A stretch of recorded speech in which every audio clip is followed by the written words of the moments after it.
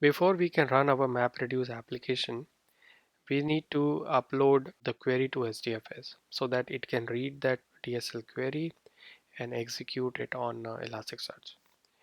So let's bring the terminal.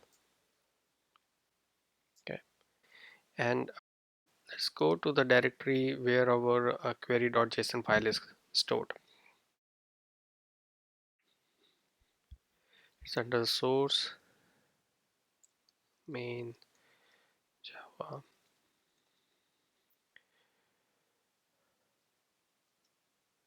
All right, ES2. All right. So here is our source file and also the query.json file. Now let's upload this query.json file to HDFS. I already have the directory structure created, so I can just copy it.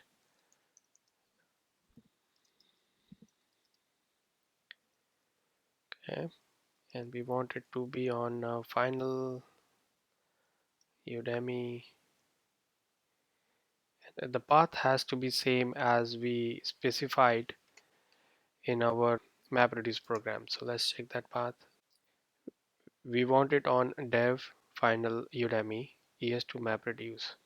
Okay, so let's say es to mr. Okay, enter.